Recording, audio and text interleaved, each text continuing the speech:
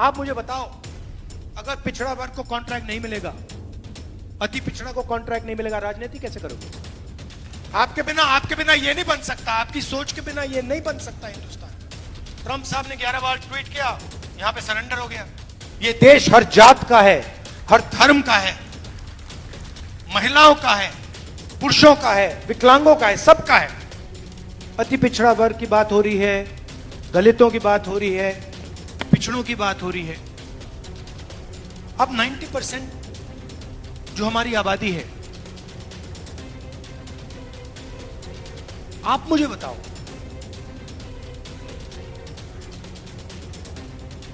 कौन से सेक्टर में आप लोग हैं? राजेश राम जी,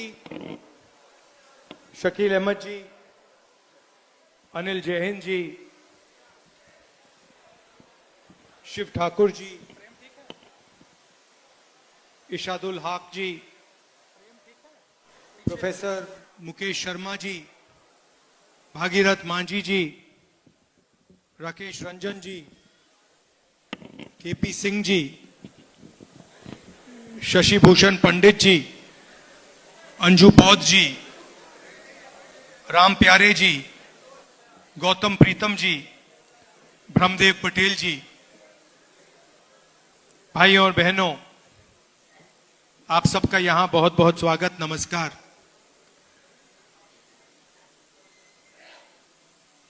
इसको हम सत्य, न्याय और अहिंसा की जमीन कह सकते हैं।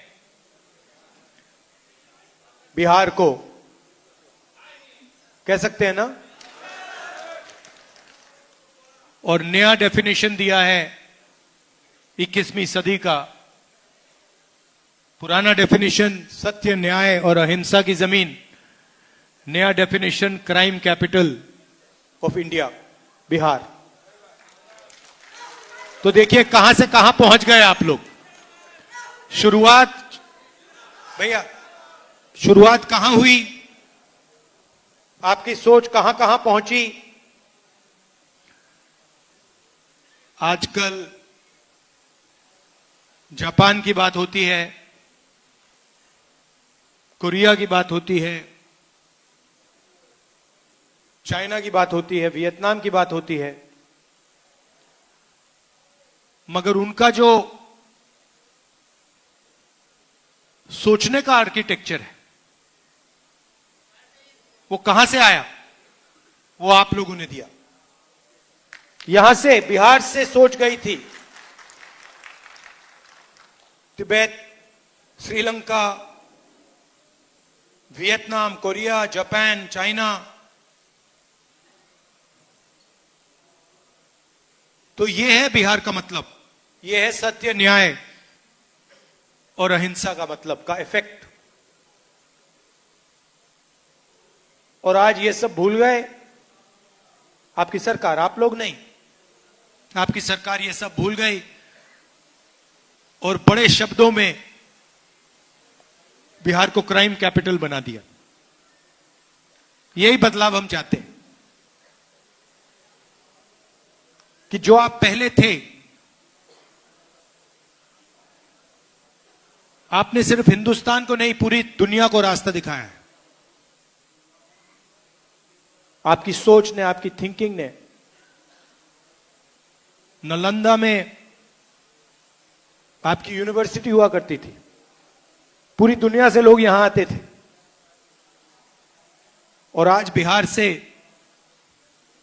हर प्रदेश में, पूरी दुनिया में आपके लोग जाते हैं, क्योंकि यहां पे रोजगार नहीं।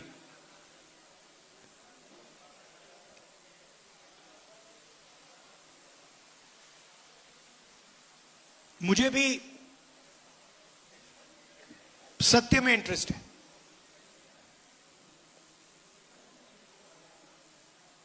ये जो जाति जनगणना का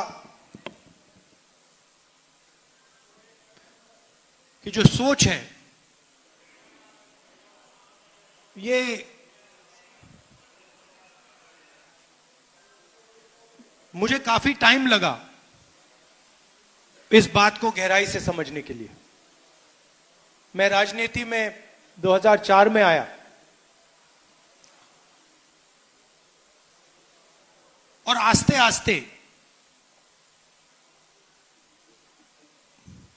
एक प्रकार से मेरे परदादा ने डिस्कवरी ऑफ इंडिया किताब लिखी थी ना, तो मेरी भी डिस्कवरी ऑफ इंडिया हुई। और डिस्कवरी ऑफ इंडिया में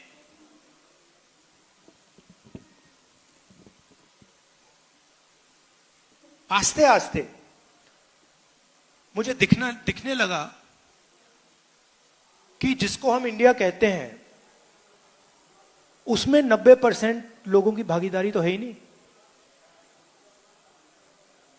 कहीं नहीं है। कोई भी सेक्टर देख लो आप, यहां पे अति पिछड़ा वर्ग की बात हो रही है, दलितों की बात हो रही है, पिछड़ों की बात हो रही है।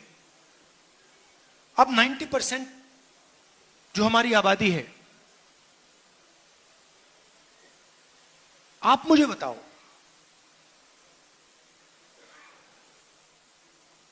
कौन से सेक्टर में आप लोग हो? आप कॉर्पोरेट सेक्टर में हो? 500 सबसे बड़ी कंपनियां हैं, लाखों करोड़ रुपए उनका कर्जा माफ होता है। धड़ाधड़ इंफ्रास्ट्रक्चर के प्रोजेक्ट्स मिलते हैं। बजट में कानून बनाकर एक कानून बदल के उनको उनके बिजनेस को हजारों करोड़ मिलते हैं। मुझे आप 500 में से एक दलित, ओबीसी, अति पिछड़ा, आदिवासी सीईओ का नाम बता दो। एक भी नहीं है।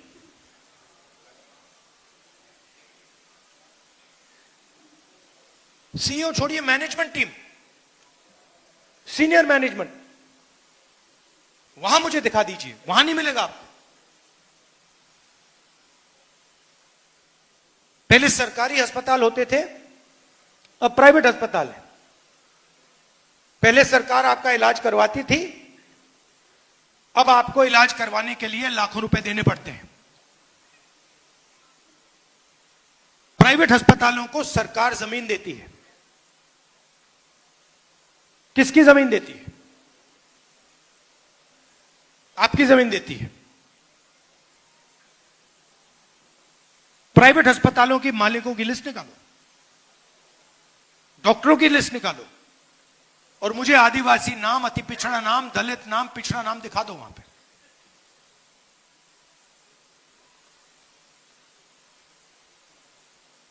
ठीक है, आप कहोगे नहीं, हमें कॉर्पोरेट सेक्टर में जगह नहीं चाहिए, हमें प्राइवेट अस्पतालों में जगह नहीं चाहिए। तो फिर मैं पूछूंगा, शिक्षा के सिस्टम में बता दो।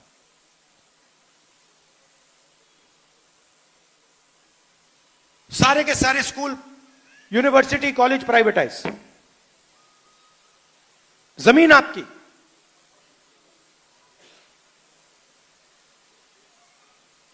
प्राइवेट कॉलेजेस के मालिक की लिस्ट निकालो, दिखाओ मुझे कहां है 90%।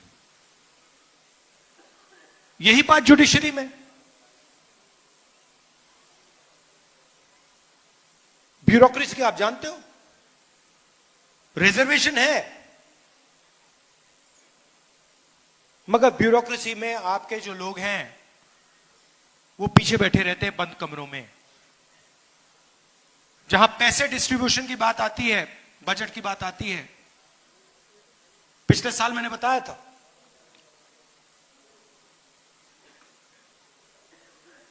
बजट 11 अफसरों ने बनाया, फोटो थी, 90% का उसमें कोई नहीं। बड़ी बड़ी मिनिस्ट्रीज को देख लीजिए,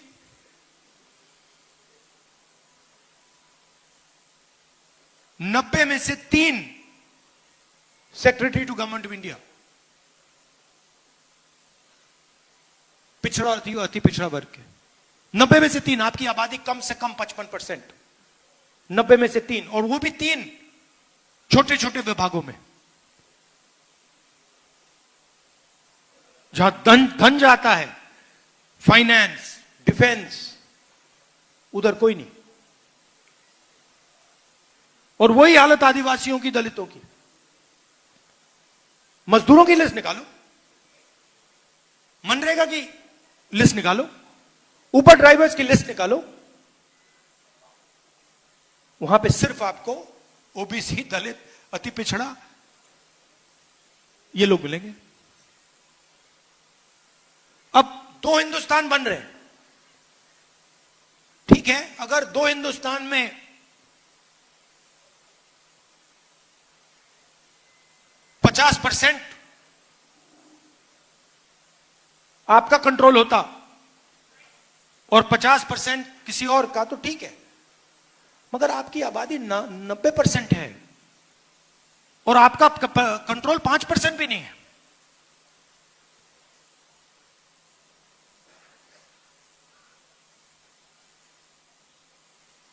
और जब मैं कहता हूं कि हमें पता लगाना है, मैंने कोई पॉलिसी प्रिस्क्रिप्शन आज तक नहीं दी है। मैंने आज तक यह नहीं कहा है कि भाई जाति जनगणना के बाद हम क्या एक्शन लेंगे, मैंने आज तक नहीं बोला है। मैं सिर्फ यह बोल रहा हूं कि पता लगाना है कि इस देश में किसकी कितनी भागीदारी है, बस पता लगाना है। आपको चोट लगती है, आपको कभी चोट लगी है, हड्डी टूटी आपकी, किसकी यहां पे हड्डी टूटी है? जब आपकी हड्डी टूटी, को पैर टूटा था, हाथ टूटा था, पैर टूटा था, पहली चीज आप डॉक्टर के पास गए, आपने क्या बोला? डॉक्टर ने आपको क्या बोला? एक्सरे कराना है। अगर आप कहते कि भैया मैं नहीं कराऊंगा, तो डॉक्टर आपके बारे में क्या बोलता? और अगर आपको कहता, आप चाहते भैया डॉक्टर मुझे एक्सरे कराना है, और डॉक्टर कहता मैं नहीं कराऊंगा, आप क्या बोलते? करवाना भाई, कैसे नहीं कराओगे, मेरा तो हाथ टूटा है, पैर टूटा है। मैं सिर्फ यह कह रहा हूं कि मुझे दिख रहा है, मुझे सच्चाई दिख रही है कि हिंदुस्तान में 90% को जबरदस्त दर्द हो रहा है, और यह 90% कहीं नहीं दिख रहा मुझे।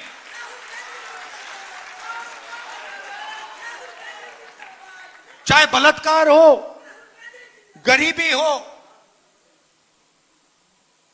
दुख हो, दुख के आप सबसे बड़े शेयर होल्डर हो।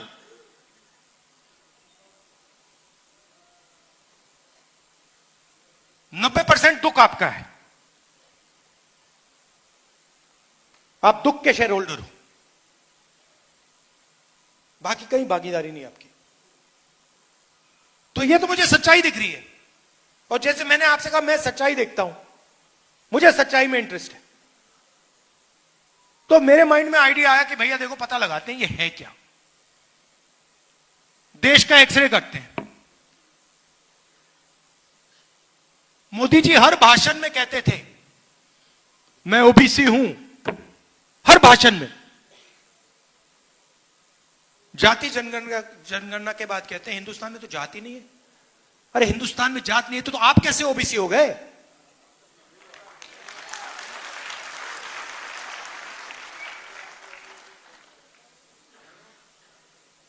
तो मेरा लक्ष्य है और आप सबका लक्ष्य है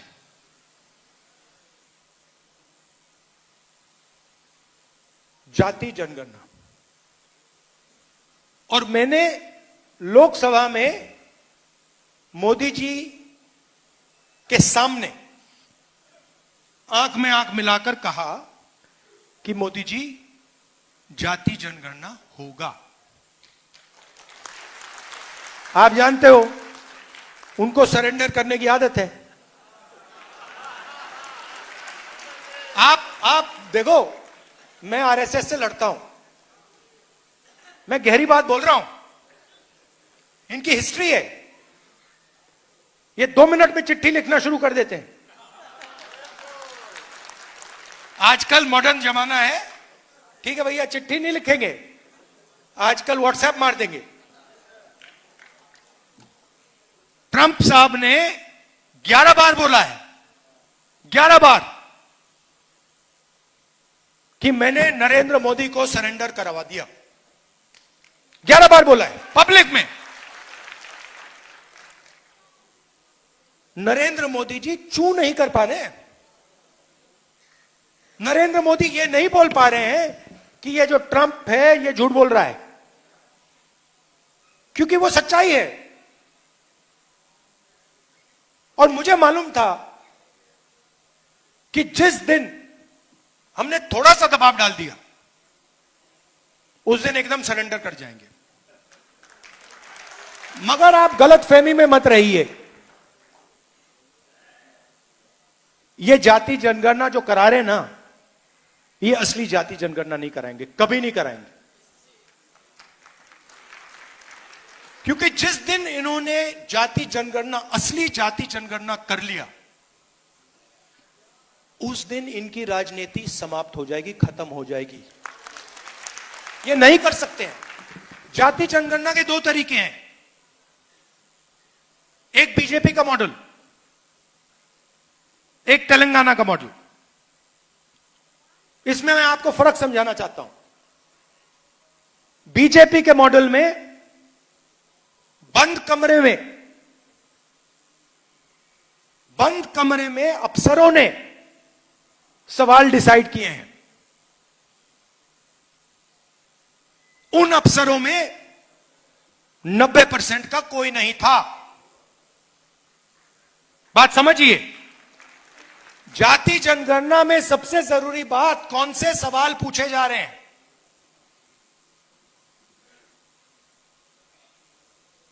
तेलंगाना में हमने तेलंगाना की जनता से खुला सवाल पूछा, पब्लिकली पूछा। दलित एसोसिएशन,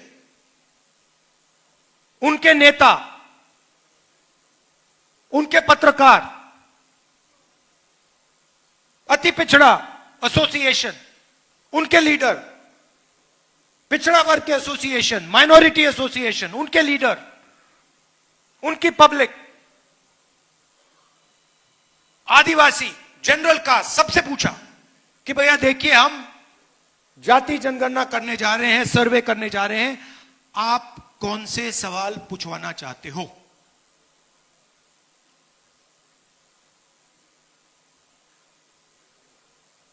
दलितों से हमने पूछा, उन्होंने कहा देखिए, हम सवाल चाहते हैं कि आपने कभी अनटचेबिलिटी एक्सपीरियंस की है, हम ये पूछवाना चाहते हैं।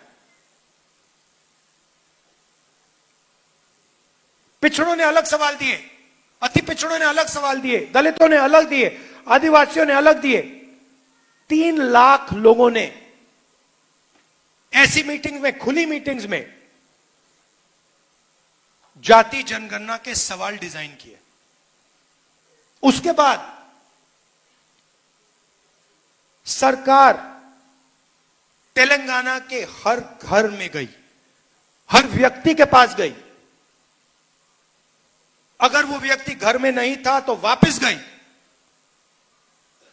एक बार नहीं, अनेक बार गई और डेटा कलेक्ट किया। बीजेपी का मॉडल यह नहीं है। बीजेपी का मॉडल है, हम सवाल डिसाइड करेंगे और अगर आप जवाब देना चाहते हो दो, नहीं तो नहीं, और हम डिसाइड करेंगे। यह बिल्कुल फर्क मॉडल है। तेलंगाना मॉडल में क्या निकला, मैं आपको दो तीन उदाहरण देता हूं, आप हिल जाओगे।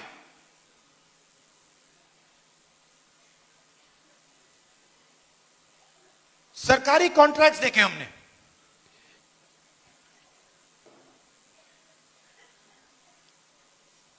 सरकारी कॉन्ट्रैक्ट तेलंगाना में, मैं बोल रहा हूं, खुल के बोल रहा हूं, तेलंगाना में दलितों को, आदिवासियों को, पिछड़ों को, अति पिछड़ों को सरकारी कॉन्ट्रैक्ट मिलते ही नहीं है। 4-5% को सारे के सारे कॉन्ट्रैक्ट मिलते हैं। आप मुझे बताओ, अगर पिछड़ा वर्ग को कॉन्ट्रैक्ट नहीं मिलेगा, अति पिछड़ा को कॉन्ट्रैक्ट नहीं मिलेगा, राजनीति कैसे करोगे?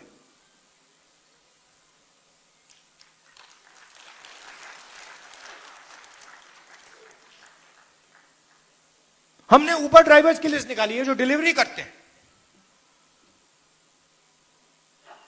क्या करते हो? उबर ड्राइवर हूं। क्या करते हो? डिलीवरी करता हूं। क्या करते हो?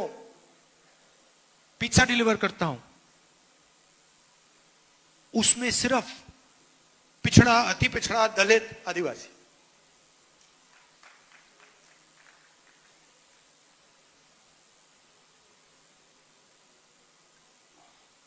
तो बिल्कुल क्लियर है, बिल्कुल साफ हो जाता है।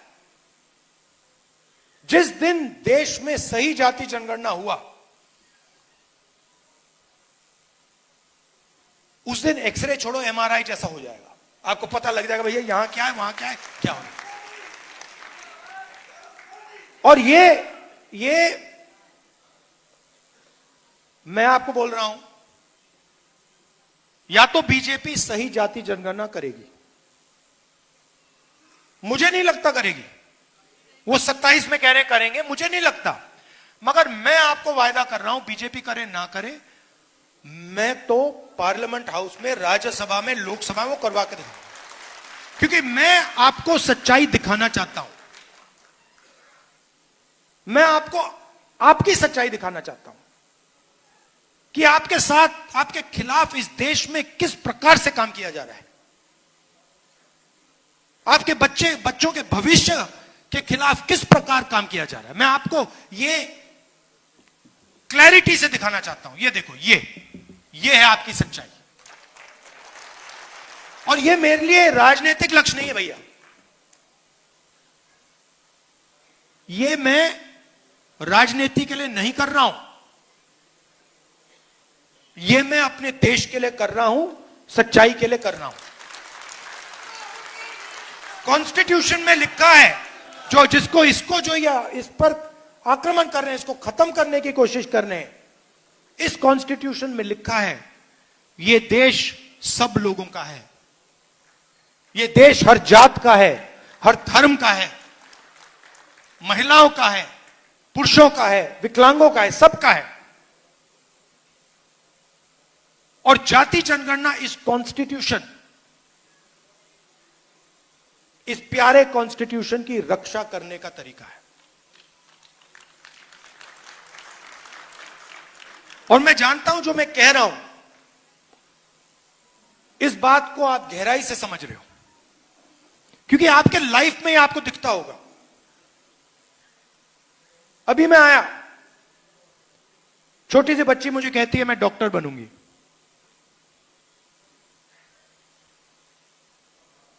मैं जानता हूं कि यह देश उस बच्ची से झूठ बोल रहा है।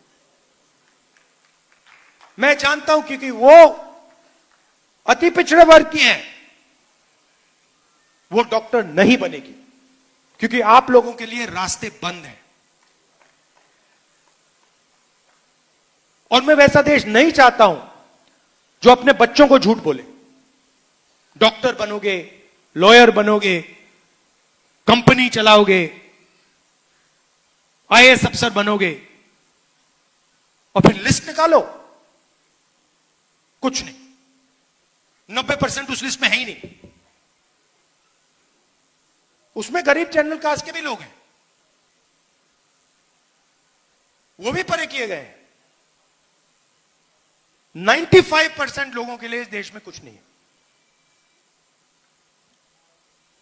पहले पब्लिक सेक्टर हुआ करता था, सारा का सारा प्राइवेटाइज कर दिया। अदानी, अंबानी, ये नाम आप जानते हो। पोर्ट, एयरपोर्ट,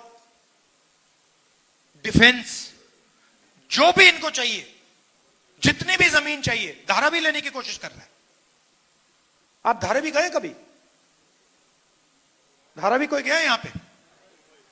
धारावी इनोवेशन का सेंटर है हिंदुस्तान में।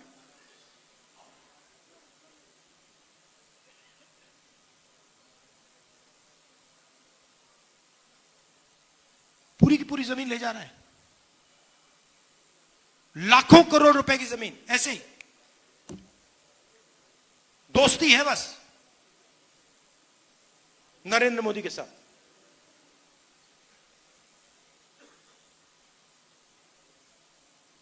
लाखों लोगों को बर्बाद कर रहा है,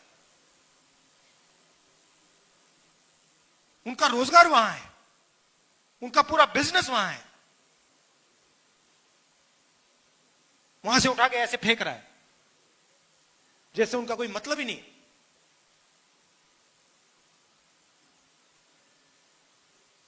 अपने आप को महाराजा सोचता है। हां,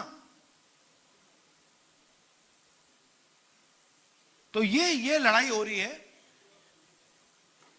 दूसरी बात, और उतनी ही जरूरी बात,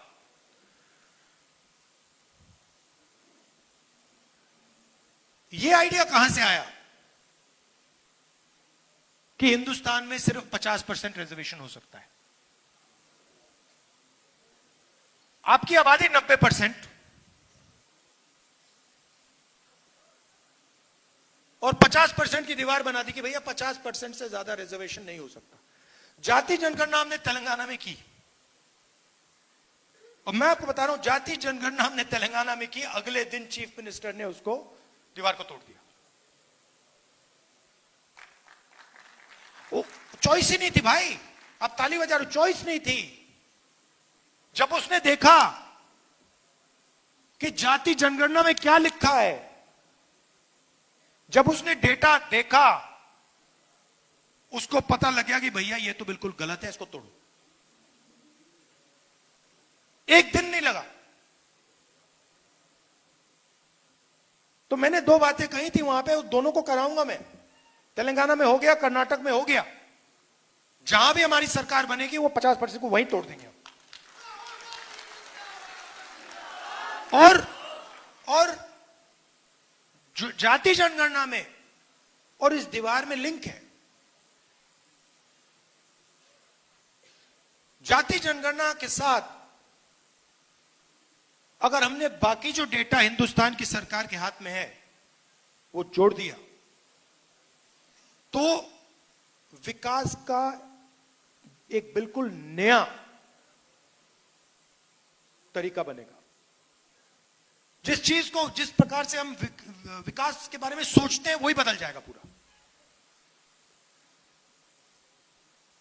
मतलब पैराडाइम ही चेंज हो जाएगा।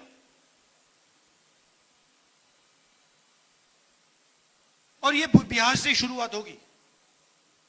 आप ही करते हो ये काम, आप लोग ही करते हो, हजारों सालों से करते आ रहे हो, और ये काम आप ही करोगे।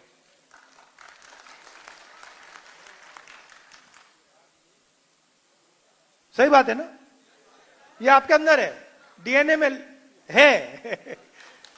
आपके बिना ये नहीं बन सकता, आपकी सोच के बिना ये नहीं बन सकता हिंदुस्तान में। ये कहते हैं कि ये 1947 में किताब लिखी गई है। नहीं, ये हजारों साल पुरानी किताब है। ये इस किताब में हजारों साल पुरानी सोच है। अभी आपने बुद्ध भगवान की मुझे फोटो दी और मूर्ति दी, क्या उनकी सोच इसमें नहीं है? ये पूरी किताब उनकी सोच के बारे में है। उन्होंने 3000 साल पहले बात बोली थी। अंबेडकर जी, गांधी जी, नारायण गुरु, पेरियार, बसवन्ना, इन सबकी सोच इस किताब में है। और इसी सोच के लिए, इसी किताब के लिए हम लड़ रहे हैं। हजारों साल से आरएसएस की सोच इस सोच को खत्म करने की कोशिश कर रही। ये पुरानी लड़ाई है। ये मत सोचिए कि ये बीजेपी और कांग्रेस के बीच में लड़ाई है। ये हजारों साल पुरानी लड़ाई चल रही है। हजारों साल पुरानी लड़ाई है ये बस उसका मॉडर्न रूप है। और आप जानते हो कि इस देश में कौन उस लड़ाई को जीतता है। हिस्ट्री देख लीजिए। आप बुद्ध भगवान का नाम लेते हैं, नारायण गुरु का नाम लेते हैं, गांधी जी, अंबेडकर जी, ये सब इसी विचार के लोग हैं। दूसरे साइड के नाम बता दो।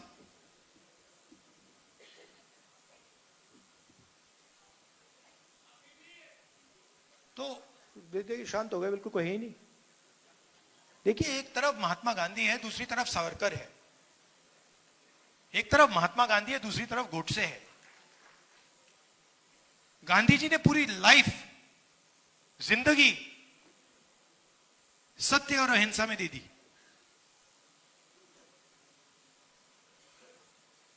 ऐसी स्पीच अगर कोई व्यक्ति 1000 साल बाद दे,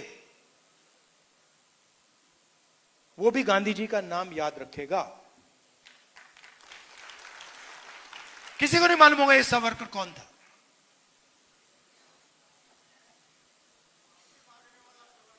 हाँ। और वही फैशन तो वही है ना। ट्रंप साहब ने 11 बार ट्वीट किया, यहां पे सरेंडर हो गया। तो सोच तो वही है। डरना नहीं इनसे, नहीं डरते। हाँ, आप सबका बहुत बहुत धन्यवाद। नमस्कार, जय हिंद।